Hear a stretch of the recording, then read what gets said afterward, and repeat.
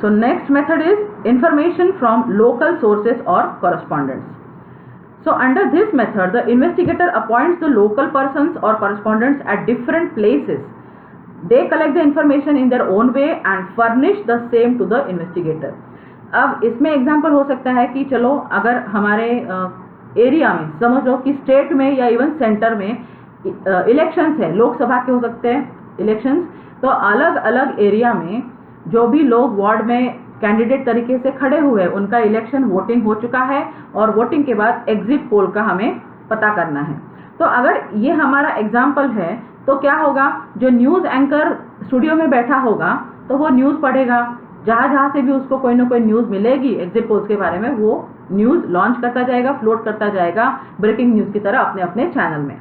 But वो खुद जो न्यूज़ एंकर है वो खुद अलग अलग जगह पे अलग अलग वार्ड्स में अलग अलग सेक्टर में जाके खड़ा नहीं रह सकता to collect the information.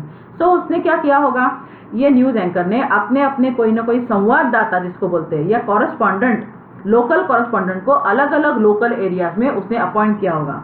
Sector 1 में कोई एक लोकल कॉरेस्पॉन्डेंट होगा, सेक्टर 2 में कोई दूसरा लोकल कॉरेस्पॉन्डेंट होगा। तो इस तरह से सारे सेक्टर्स में सारे एरियाज में लोकल कॉरेस्पॉन्डेंट्स को अपॉइंट किया होगा और वो हर एक लोकल कॉरेस्पॉन्डेंट वहाँ के एग्जिट पोल के बारे में कोई ना कोई जवाब, कोई ना कोई कंक्लूजन लोगों से पूछ के अपना जवाब वो न्यूज़ एंकर को देगा स्टूडियो में।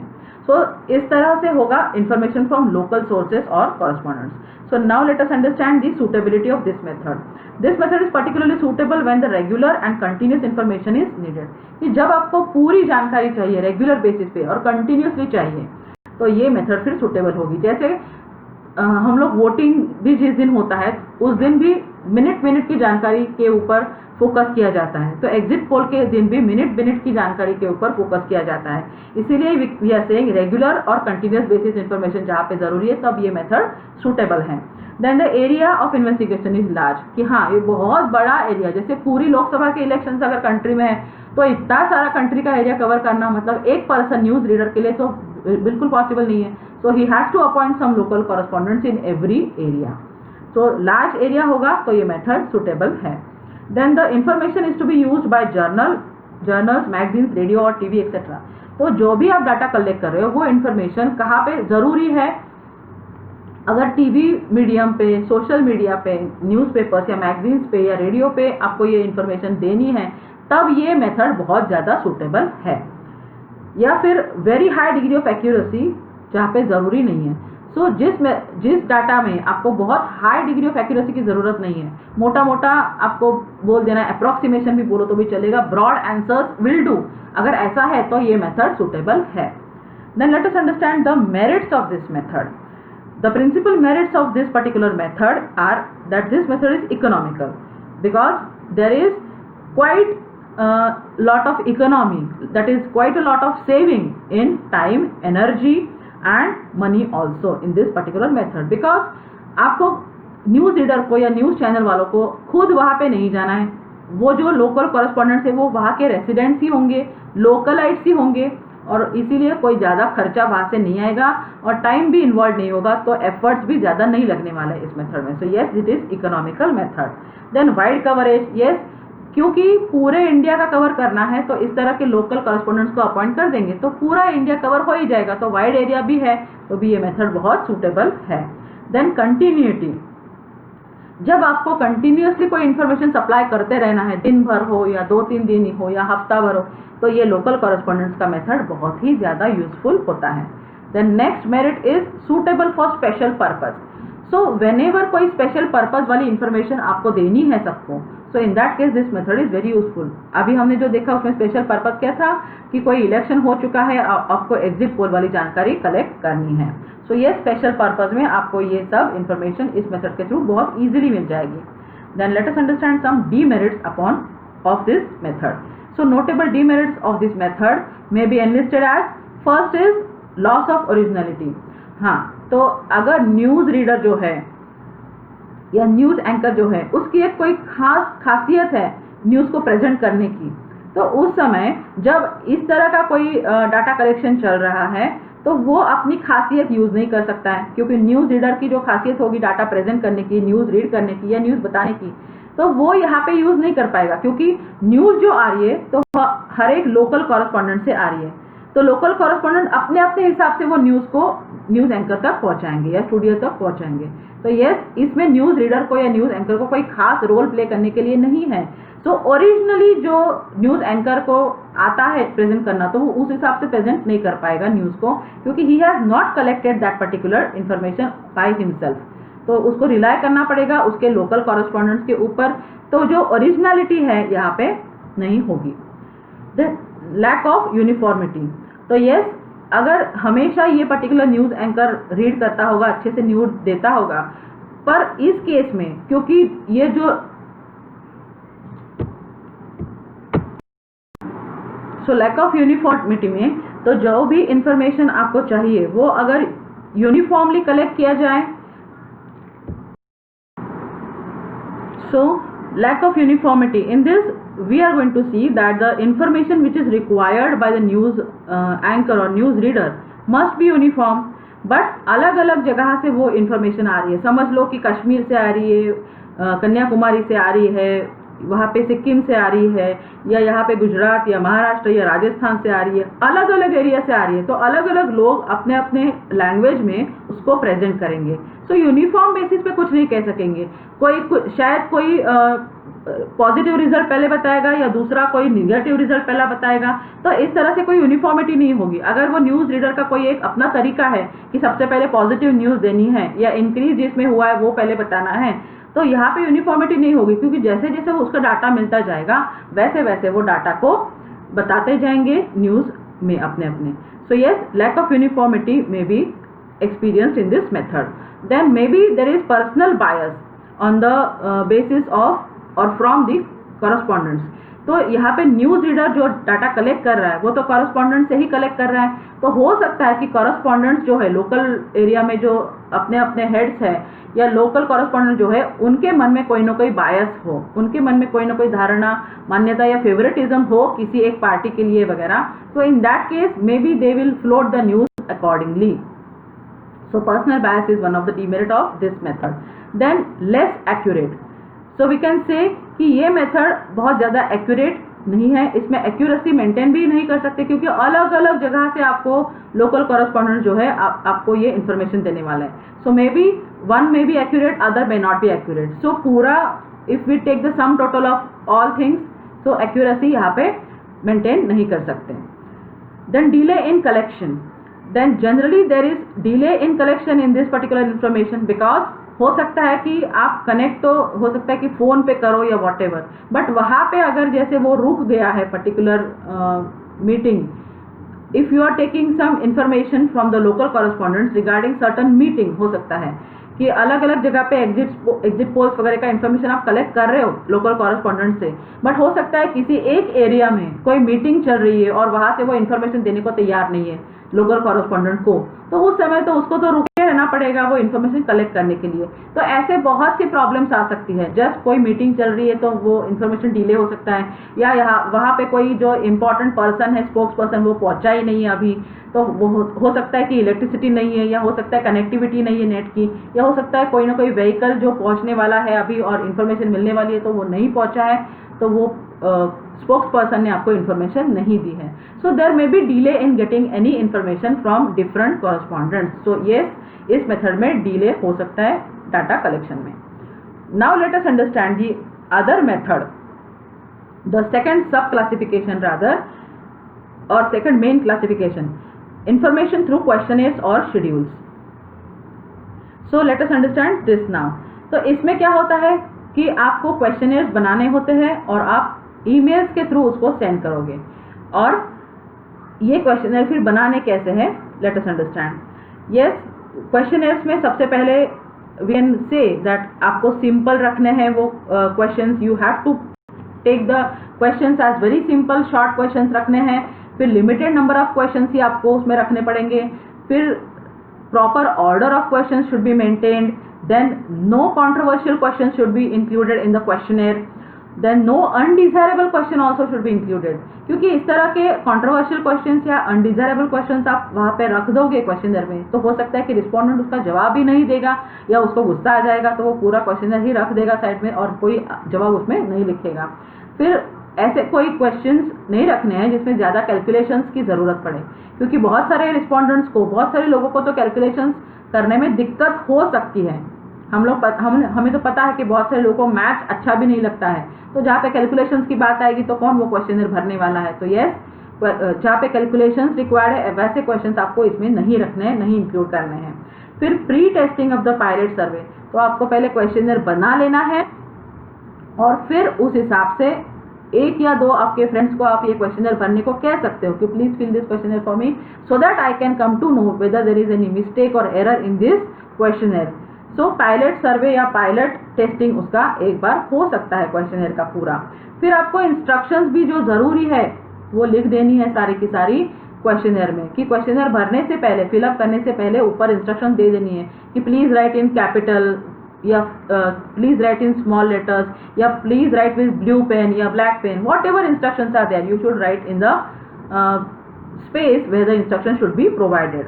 देन क्रॉस वेरिफिकेशन, कभी कभी ऐसा होता है कि क्रॉस वेरिफिकेशन जरूरी भी होता है, कि जैसे डेट ऑफ बर्थ लिखने को बोल दी तो डेट ऑफ बर्थ लिख दी, पर कभी कभी किसी किसी को शायद डेट ऑफ बर्थ अच्छे से याद भी नहीं होगी पर उसको एज याद होगा, तो आपको क्रॉस वेरिफिकेशन के लिए वो लिख देना है कि उसमें एज भी लिखना है आपको, ताकि एज लिखा है वो आंसर और डेट ऑफ बर्थ लिखा है वो आंसर, दोनों को आप टैली करके वेरीफाई कर सके कि इस पर्सन की डेट ऑफ बर्थ ये है तो उसका एज ये है। You can verify this particular point. या फिर एड्रेस, तो एड्रेस भी बहुत बार लिखा जाता है एड्रेस फॉर कम्युनिकेशन, फिर और एक एड्रेस लिखा जाता है कि एड्रेस ऑफ परमानेंट रेसिडेंस, तो दोनों ही एड्रेस सेम है कि नहीं, इसके लिए आपको दोनों एड्रेस के लिए जगह भी रखनी चाहिए। So this method provides that cross verification also questionnaire method. Then request for return, आपको ये भी रिक्वेस्ट लास्ट में कर देनी है क्वेश्चनर में कि प्लीज ये सारा फिल करने के बाद, ये क्वेश्चनर फिल करने के बाद, उसके आंसर लिखने के बाद ये क्वेश्चनर को आपको वापस भेजना है इन्वेस्टिगेटर के पास। सो ये सारे क्वालिटीज आपके क्वेश्चनर में होनी चाहिए। These are the good qualities which should be there in the good questionnaire. और ये सारी जो क्वालिटीज क्वेश्चनर में होंगी तो ये जो मेथड है क्वेश्चनर मेथड, ये बहुत ही अच्छे से अपना काम करेगी डाटा कलेक्शन में।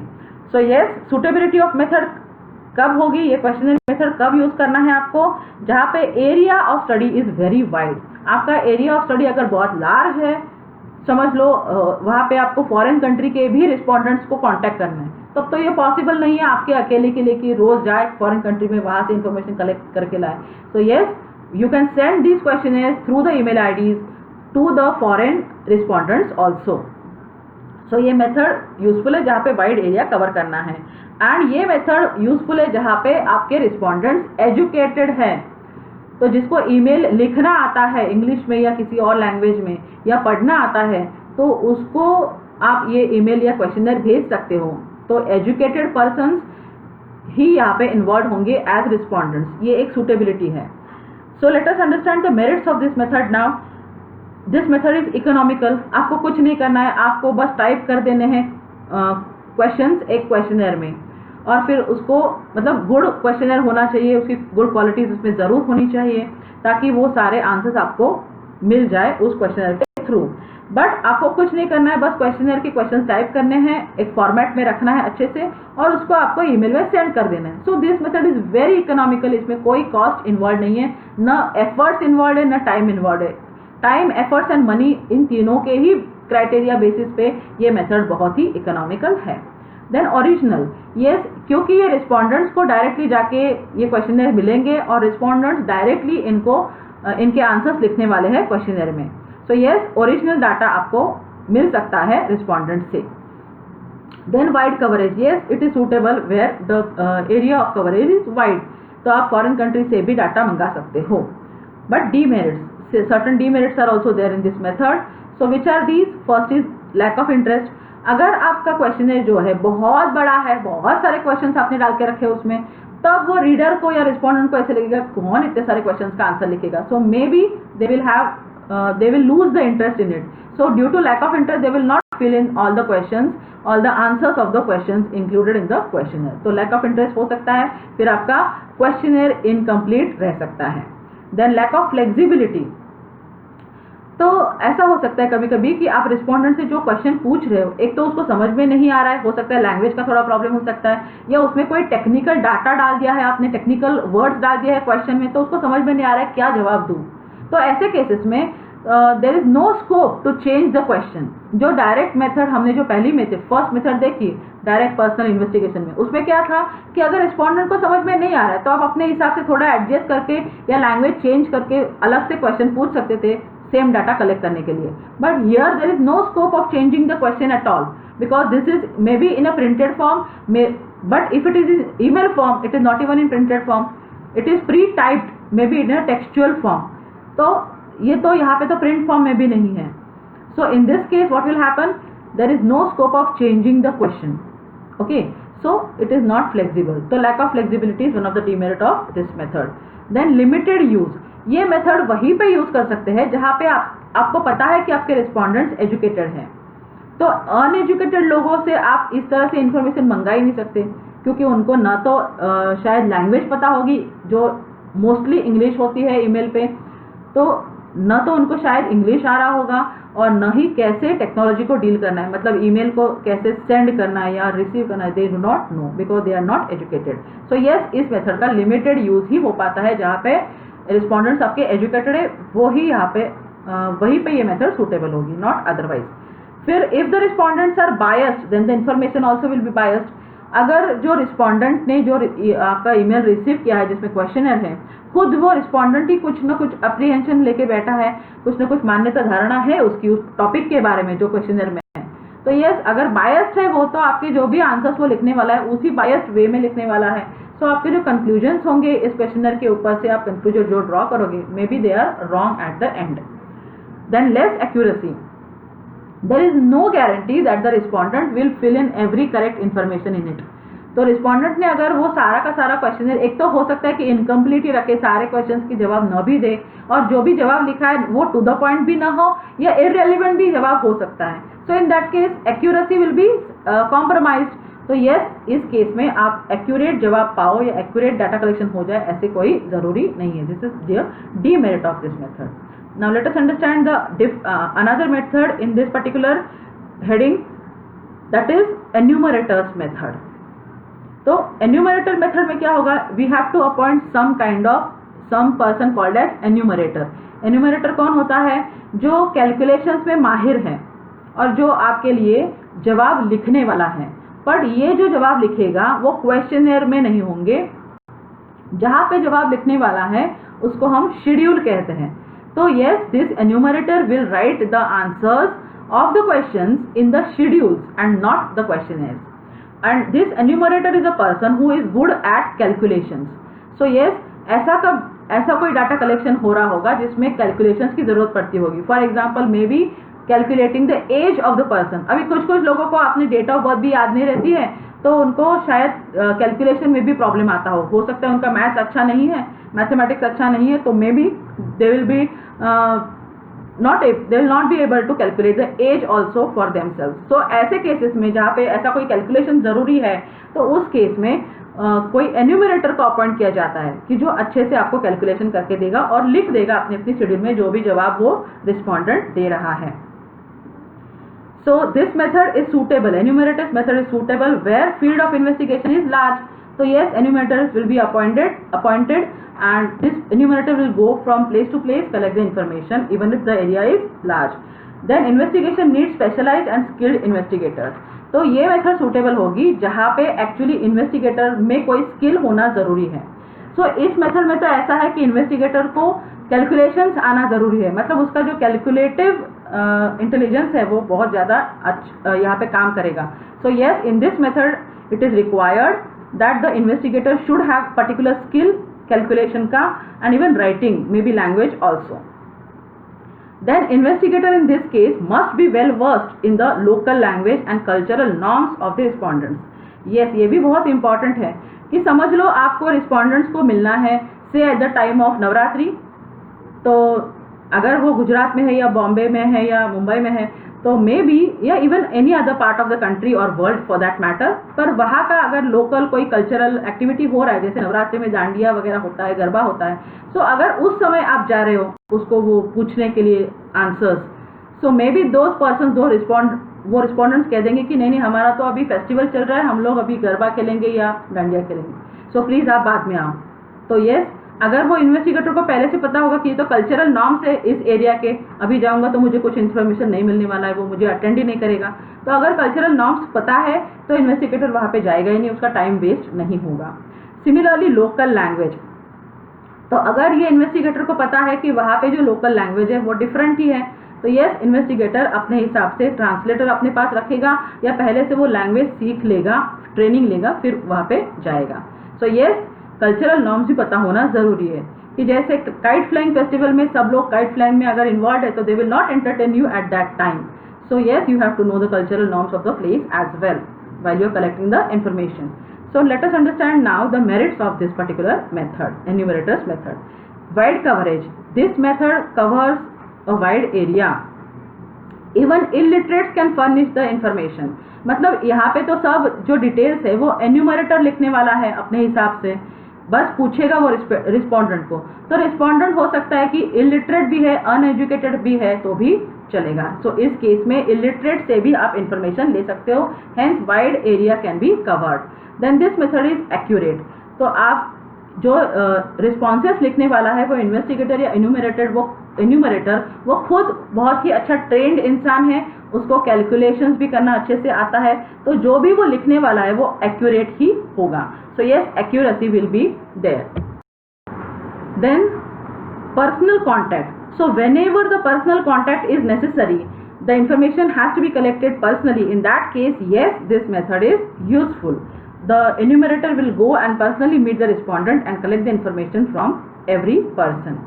Then impartiality, whenever information that is to be collected needs the impartiality, means कोई favoritism के लिए स्कोप नहीं होना चाहिए। अगर ऐसा कोई डाटा कलेक्शन आपको करना है तो yes, this particular method is suitable because enumerators खुद जो है वो इन्फॉर्मेशन कलेक्ट कर रहे हैं, बट इन्वेस्टिगेटर कोई और है, इन्वेस्टिगेटर कोई और है जिनके बिहाफ पे, जिनको रिप्रेजेंट करते हुए एन्यूमरेटर ये डाटा कलेक्ट करने वाला है रिस्पोंडेंट से। सो यहाँ पे एन्यूमरेटर का कोई फेवरेटिज्म का कोई सवाल ही नहीं है, एन्यूमरेटर इम्पार्शियल होगा, कोई पार्शियलिटी नहीं करेगा, क्योंकि ये जो डाटा कलेक्ट कर रहे हैं वो इन्वेस्टिगेटर कर रहा है, but the actual data is being collected by the enumerator on behalf of the investigator. So yes, this information collected will be impartial. Then next, completeness. The schedules will be complete. हमने questioners में देखा कि कभी कभी ऐसा होता है कि रिस्पोंडेंट क्वेश्चनर के सारे जवाब नहीं लिखता है, क्वेश्चंस के जवाब नहीं लिख रहा है क्योंकि मे बी उसको समझ में ना आए या फिर इंटरेस्ट ना हो या कोई और टेक्निकल प्रॉब्लम हो, कॉम्प्लेक्स नेचर का क्वेश्चन हो, तो कभी कभी वो क्वेश्चनर के सारे क्वेश्चंस के आंसर्स नहीं भी लिखते हैं रिस्पोंडेंट्स। बट इस केस में वैसा नहीं होगा, यहाँ पे शेड्यूल्स होते हैं जिसके आंसर्स लिखने वाले हैं एन्यूमरेटर्स, तो हर एक क्वेश्चन वो पूछ के रिस्पोंडेंट को आंसर्स उनसे लेके लिखने वाला है। So yes, schedules will be complete in all respects. Now let us understand the demerits of this particular method. Demerits में क्या है कि this method is particularly expensive because firstly तो आपको enumerator को ट्रेनिंग देनी होगी, हो सकता है कोई लैंग्वेज की ट्रेनिंग दे रहे हो या कोई कैलकुलेशन करने की ट्रेनिंग दे रहे हो या कैसे प्रेजेंट करना है, कैसे क्वेश्चनिंग करना है उसकी ट्रेनिंग दे रहे हो। So yes, training cost is also involve in this method, so this has to be costly.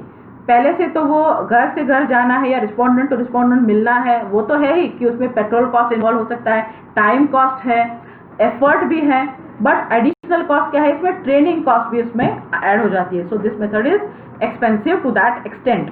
Then availability of the enumerators, हमने जैसे कहा कि एन्यूमरेटर को स्पेशल ट्रेनिंग दी जाती है, he has to be a special person expert in the field of investigation. तो अगर ऐसे एक्सपर्ट्स अवेलेबल नहीं है तो ये मेथड हम लोग यूज नहीं कर पाते हैं। Availability of such experts who are enumerators is less. So अगर एन्यूमरेटर्स अवेलेबल नहीं है तो ये मेथड हम यूज नहीं कर पाएंगे।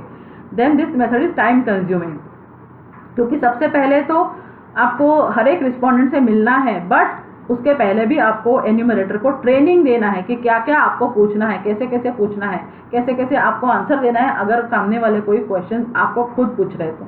सो yes, training is to be given. So पहले ट्रेनिंग का ही टाइम आपको डिसाइड करना पड़ेगा कि 1 वीक की ट्रेनिंग दे रहे हो, 15 दिनों की ट्रेनिंग दे रहे हो, कैसे दे रहे हो.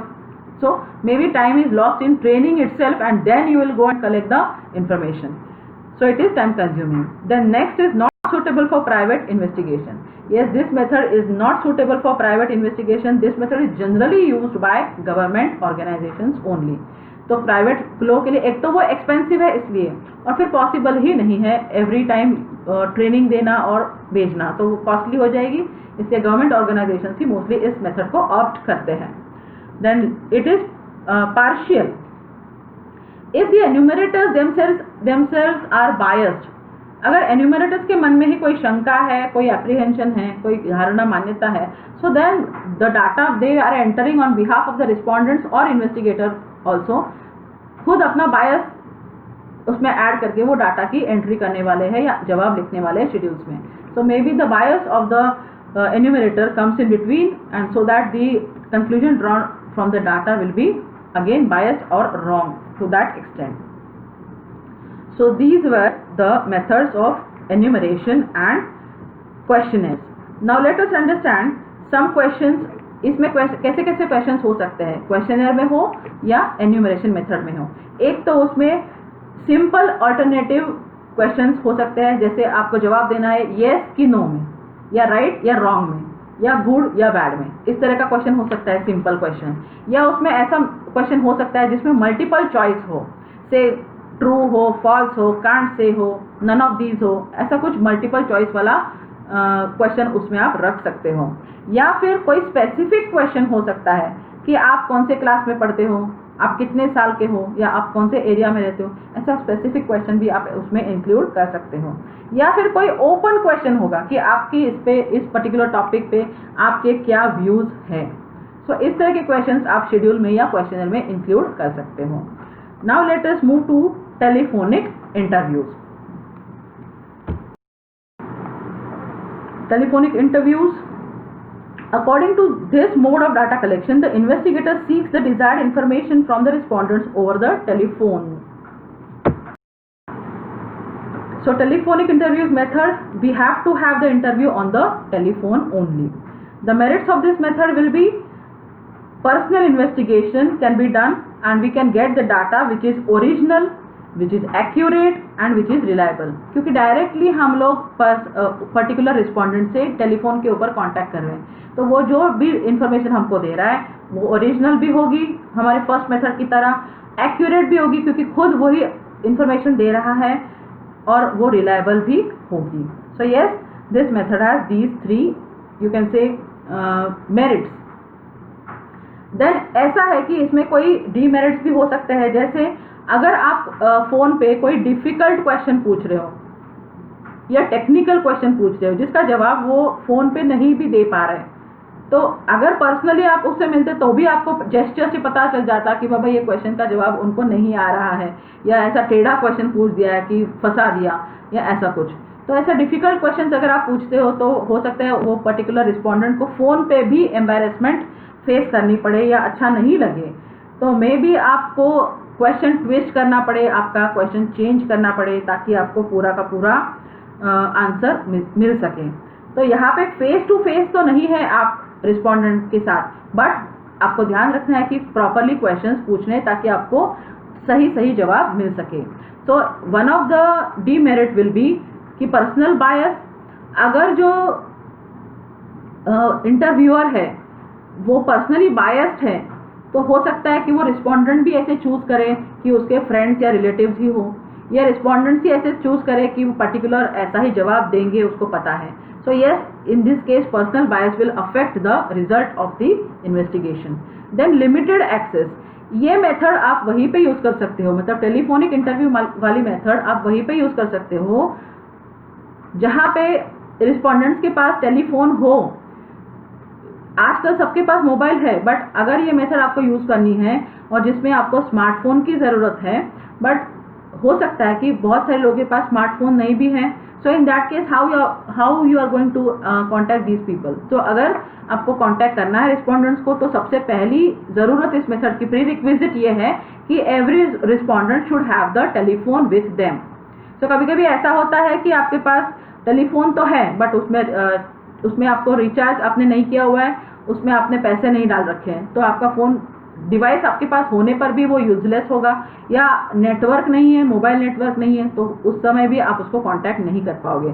सो दिस इज लिमिटेड एक्सेस। तो अगर ये फ़ोन आपके पास है तो ही आप, फ़ोन आपके पास भी है और रिस्पोंडेंट के पास है तो ही आप कांटेक्ट कर सकते हो, और फिर कनेक्टिविटी, इंटरनेट, डाटा, ये सब की आपकी होनी चाहिए, and these can be the limitations. अगर आपके पास फ़ोन नहीं है, डिवाइस नहीं है, इंटरनेट नहीं है, कनेक्शन नहीं है, या रिचार्ज नहीं किया हुआ है, so all these may be the demerits of this particular method. So data will not be properly collected under those circumstances. Now let us understand the collection of secondary data. So collection of secondary data, this can be done through the two sources, that is published sources and unpublished sources. तो published sources में कौन से sources आते हैं? सबसे पहले है government publications.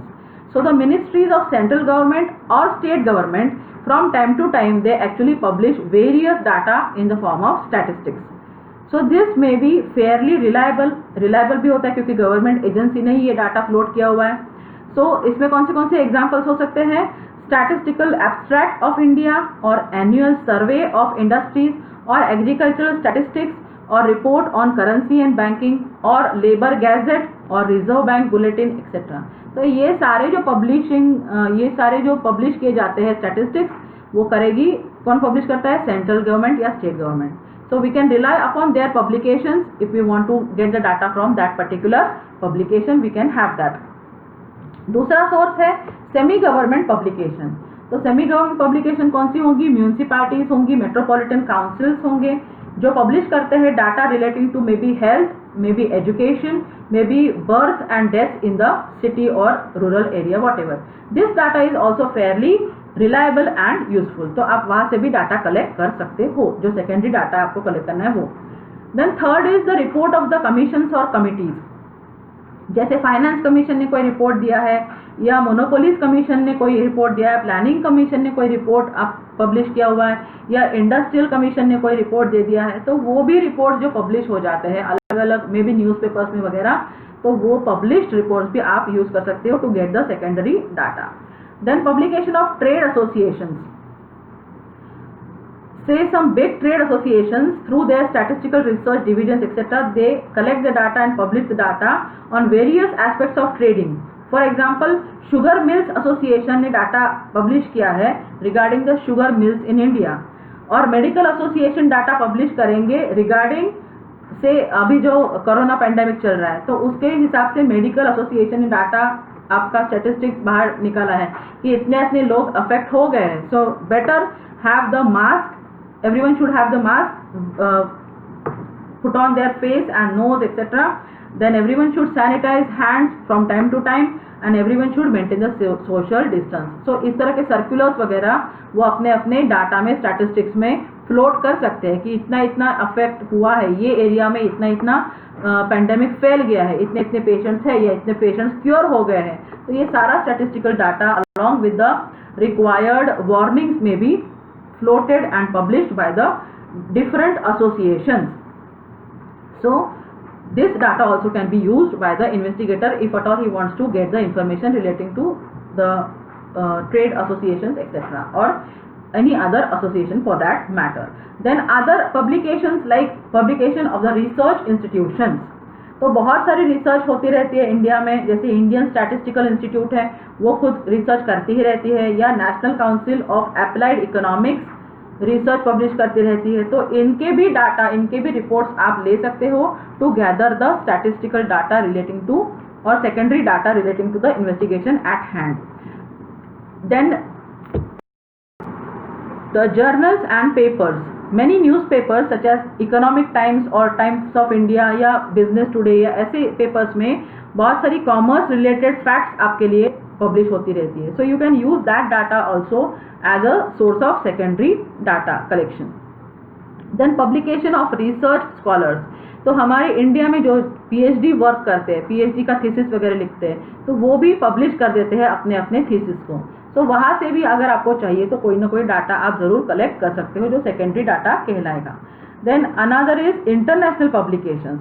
yes, the international organizations like United Nations Organization, UNO, International Monetary Fund, IMF, या वर्ल्ड बैंक, या इंटरनेशनल लेबर ऑर्गेनाइजेशन ILO, या foreign governments etcetera, they keep on publishing some और the other data statistics. So उनके reports भी आप use कर सकते हो to collect the secondary data. Now these were the published sources, there are certain unpublished sources also to collect the data, that to secondary data. So let us understand these data collection methods or sources rather. So let us understand them.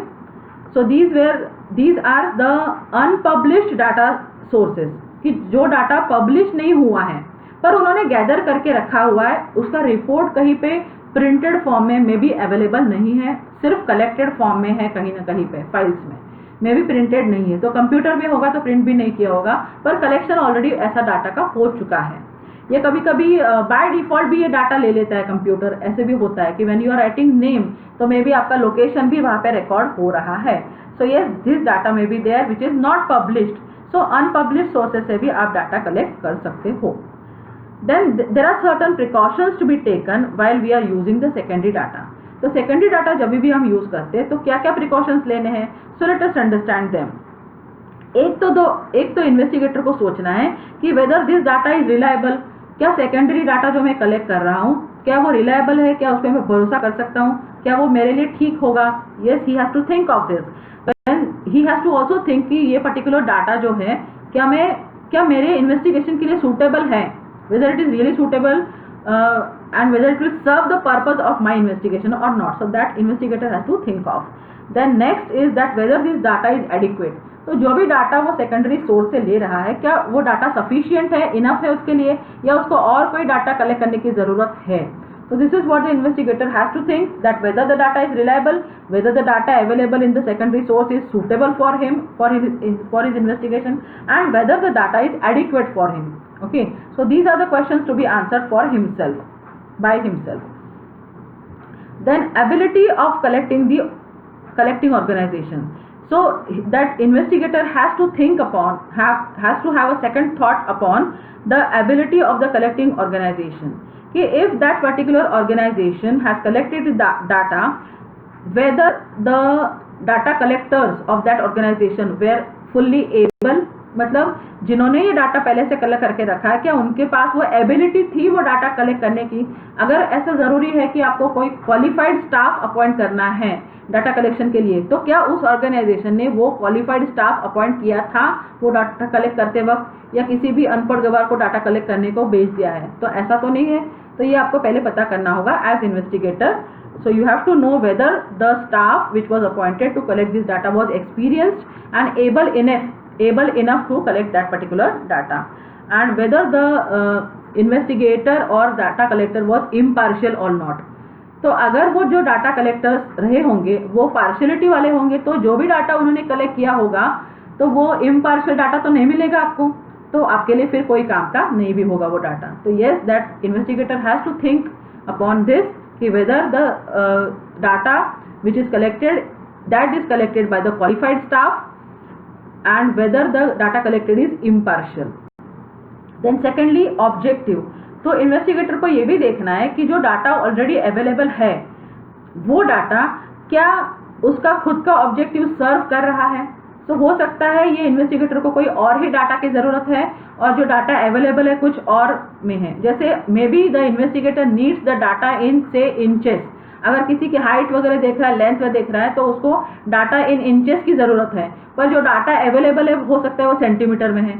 तो क्या particular उसका objective सर्व हो रहा है या हो जाएगा, तो वो उसको पहले सोचना पड़ेगा कि येस दैट डाटा अगर वो सेंटीमीटर्स में है तो क्या वो कैलकुलेशंस कर पाएगा, हो जाएंगे सारे के सारे कैलकुलेशंस, क्योंकि हो सकता है कि डाटा वेरी लार्ज पैमाने पे वहाँ पे बहुत बड़े पैमाने पे डाटा अवेलेबल है। तो सभी को आपको सेंटीमीटर से इंच में कन्वर्ट करने के लिए yes you will be required to take the extra efforts. Yes, now he has to think कि whether this data is now proper for him, whether the objective is being served. Then next is method of data collection. The method adopted must match the nature of investigation. अगर वो investigator को जो data चाहिए वो किसी और method से ही लिया गया है और उसके मन में कोई और मेथड था, जैसे इन्वेस्टिगेटर को अगर चाहिए कि वो क्वेश्चनर फॉर्म में उसको डाटा कलेक्ट करना है, बट जिन्होंने डाटा पहले से कलेक्ट करके रखा है वो पर्सनल डायरेक्ट इन्वेस्टिगेशन से कलेक्ट किया हुआ है, सो इन दैट केस दोनों के डाटा के जो पर्पज सर्व होने के है चांसेस वो डिफरेंट ही होंगे. May be the data required by the investigator is different और may be the inferences drawn from the data collection will be different in this case. So आपको देखना है कि कैसी कौन सी मेथड से ये डाटा कलेक्ट किया गया है, whether that method is suitable for investigator और not. Then next is time and conditions of collection. So yes, वो जो डाटा कलेक्ट किया गया है ऑलरेडी अवेलेबल है, वो कौन सी कंडीशन में लिया गया है. तो अगर फॉर एग्जांपल अगर आपको टुडेज बिजनेस डाटा अगर आपको चाहिए, करंट बिजनेस डाटा आपको चाहिए, तो अगर आप if you want to have it in this period, तो आप राइट नाउ तो लॉकडाउन के बाद का पीरियड है, सो ये पैंडेमिक के बाद का पीरियड है, ये अफेक्टेड पीरियड है, रादर एबनॉर्मल पीरियड है. बट अगर आपने जो डाटा कलेक्ट ऑलरेडी किया हुआ है तो वो डाटा अगर बिफोर लॉकडाउन का है तो वो तो अलग रिजल्ट दिखाएगा. So yes, the period and time of collection of data will also affect the result of the data. So yes, the investigator has to take into consideration कि at what time this particular secondary data जो लेने वाला है वो किस time पे लिया गया है डाटा. तो yes, किस टाइम पे लिया गया है, कौन सी मेथड पे लिया गया है, whether it was during the peace times और war times, वो भी आपको देखना पड़ेगा कि ये डाटा कब कलेक्ट किया हुआ है, तो इस हिसाब से उसके रिजल्ट आपको मिलेंगे. Then definition of the unit. जैसे मैंने कहा कि पर्टिकुलर डाटा अगर आपको इंचेस में चाहिए और वो सेंटीमीटर्स में है, या डाटा आपको स्पेस किलोमीटर्स में चाहिए और वो कहीं नॉटिकल माइल्स में दिया हुआ है, so yes this will be different again. So you have to convert that particular data whenever you actually want to use it. So आपको ध्यान देना है कि उसका यूनिट ऑफ मेजरमेंट कौन सा है डाटा का. Then accuracy. तो हो सकता है कि आपको जो डाटा चाहिए उसमें आपको एक्यूरेसी बहुत ज़्यादा चाहिए, बट जो अवेलेबल डाटा ऑलरेडी है तो वो शायद ज़्यादा एक्यूरेट नहीं भी है. So you have to take care of all these things when you are using the secondary data. Now there are two important sources of secondary data. One is Census of India and the reports and publications of National Sample Survey Office. So one is census, that is हमारे India में हर 10 सालों में एक census counting होती है या population का counting होता है. तो वहाँ से भी एक जो registrar general end of the census और द सेंसस कमिश्नर जो है इंडिया का, तो वो ऑफिस जो है अपने इंडिया की सारी काउंटिंग करती है पॉपुलेशन की. So every 10 years this is done.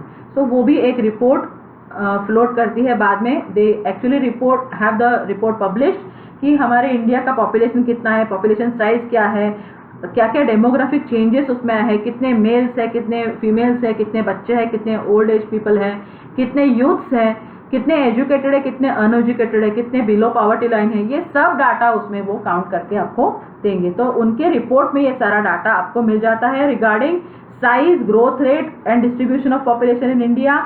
Then population projections की आने वाले पीरियड में कितना कौन सा बढ़ने वाला है, कि एजुकेटेड पॉपुलेशन बढ़ेगा कि अनएजुकेटेड पॉपुलेशन आने वाले पीरियड में बढ़ रहा है, कि हेल्दी पॉपुलेशन है कि नहीं है, कि वो भी सारा डाटा आपके पॉपुलेशन प्रोजेक्शंस में वहाँ पे मिल जाएगा. या डेंसिटी ऑफ पॉपुलेशन कहाँ पे है, कि कौन सी सिटी में ज़्यादा पॉपुलेशन है पर area of per square meter of area of that land.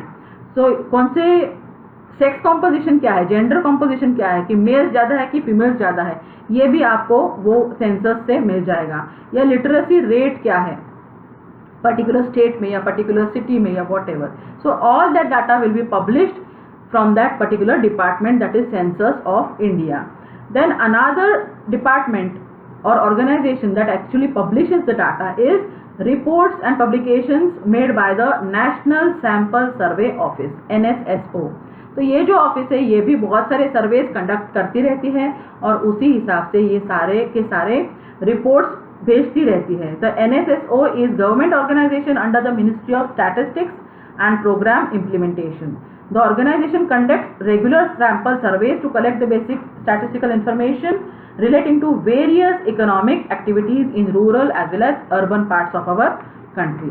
So these are two organizations which actually do the sample study survey, and they actually publish their reports in various forms.